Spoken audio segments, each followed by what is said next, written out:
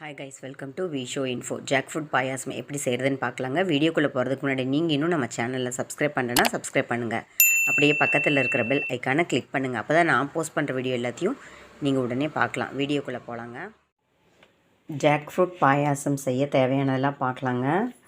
அதாவது பலாப்பழ பாயாசம்ங்க. அதுக்கு பாருங்கள், இந்த கப்பில் 1.5 கப்பு பழத்தை நான் நீட்டாக கட் பண்ணி எடுத்து வச்சுருக்கேன். குட்டி குட்டியாக, முடிஞ்ச வரைக்கும் குட்டி குட்டியாக. அப்படி குட்டியாக கட் பண்ண உங்களுக்கு விருப்பம் இல்லை அப்படின்னா மிக்ஸி கப்பில் சின்ன ஜாரில் போட்டு விப்பர் பட்டனில் ஒரு 2 தடவை அந்த விப் பண்ணோம்னா இந்த மாதிரி ஒரு துருவல் மாதிரி கிடச்சிருங்க. இப்போ அந்த மாதிரி நான் ரெடி பண்ணி வச்சுருக்கேன்.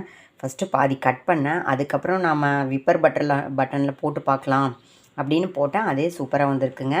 பாயாசத்துக்கு இந்தளவுக்கு இருந்தால் போதுங்க.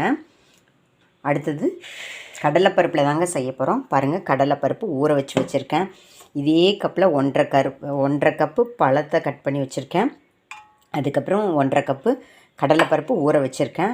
ஒரு அரை மணி நேரம் ஊறினா நல்லா இருக்குங்க. அதுக்கப்புறம்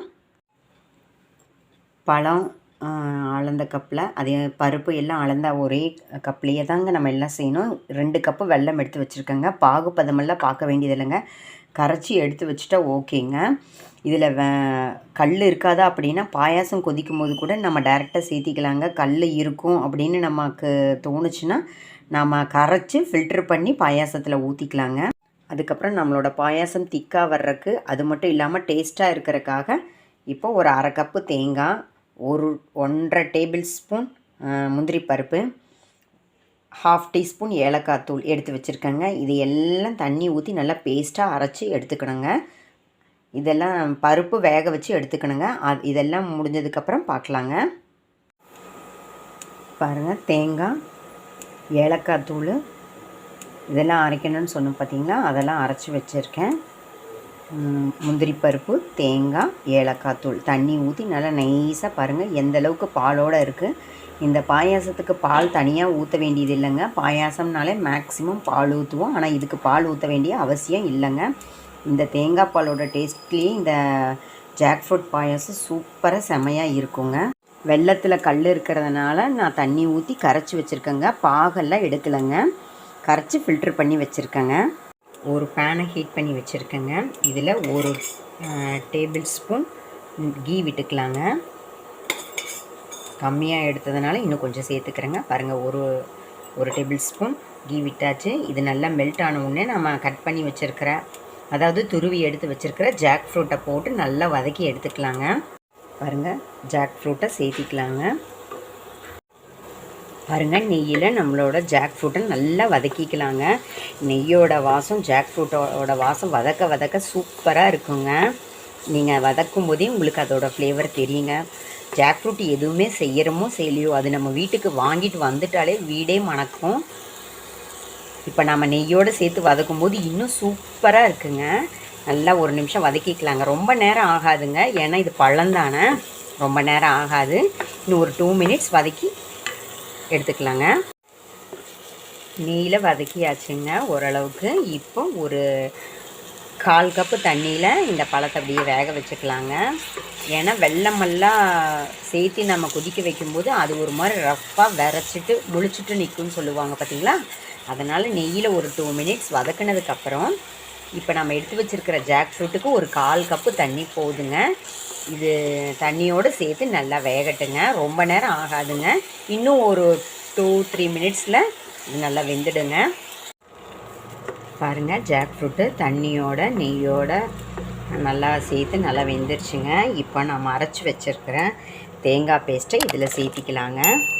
இதையும் சேர்த்து ஒரு 2 மினிட்ஸ் கொதிக்க வச்சுக்கலாங்க. ஒரு 2 மினிட்ஸ் கொதிக்கட்டுங்க, பார்க்கலாம்.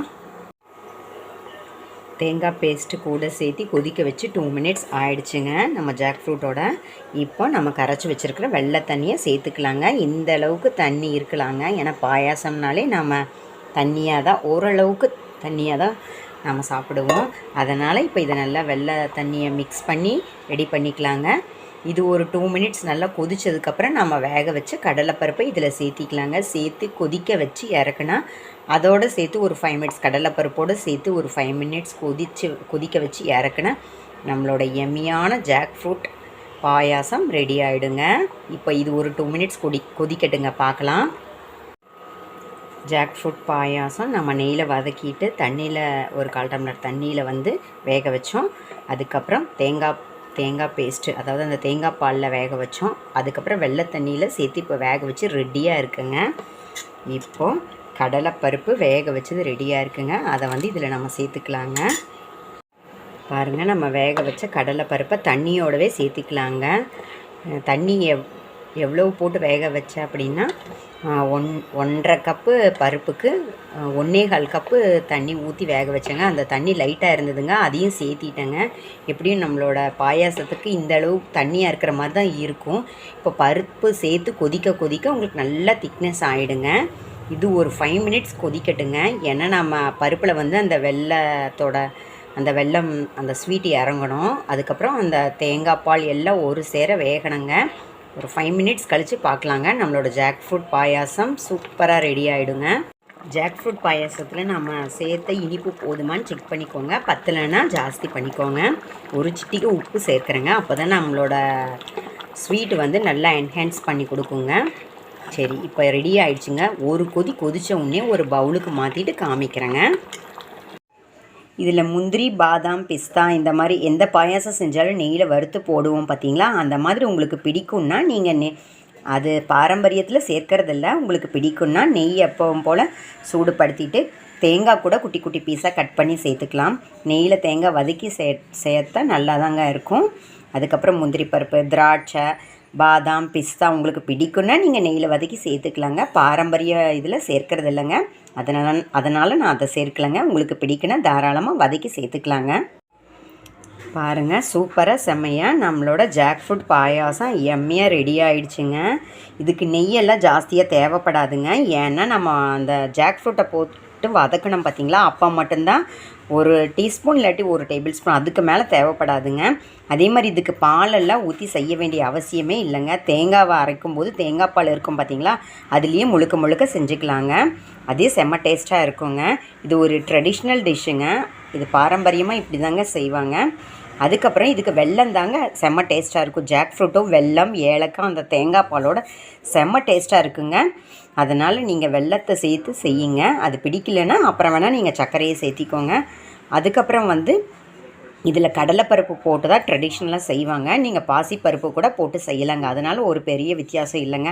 ஏன்னா இப்போ இந்த ஜாக் ஃப்ரூட் பாயாசம் ரெடி ஆன உடனே நாம் சொன்னால் தான் தெரியும் இதில் கடலைப்பருப்பு சேர்த்துருக்கோம். சாப்பிட்டா கண்டுபிடிச்சிடலாங்க. மற்றபடி பார்வைக்கு பார்த்தோம்னா கடலைப்பருப்பு போட்டிருக்கோன்னு தெரியாது. பாசிப்பருப்பு பாயாசம் மாதிரி தெரியுது. நாம் அதில் ஜாக் ஃப்ரூட் போட்டிருக்கோம், அதுக்கப்புறம் கடலைப்பருப்பு சேர்த்துருக்கோன்னு சொன்னால் தாங்க தெரியும். சாப்பிட்டா கண்டுபிடிச்சிடலாங்க. எம்மியாக இருக்குங்க, செம்ம டேஸ்ட்டாக இருக்குங்க. ட்ரை பண்ணி பாருங்கள். நிறைய பேருக்கு தெரிஞ்சிருக்கலாம், இது தெரியாதவங்களுக்காக. என்னங்க, இந்த ரெசிபி பிடிச்சிருந்தா லைக் பண்ணுங்கள், ஷேர் பண்ணுங்கள், கமெண்ட் பண்ணுங்கள். ஞாபகமாக சப்ஸ்கிரைப் பண்ணுங்கள். ஓகே, பாய்.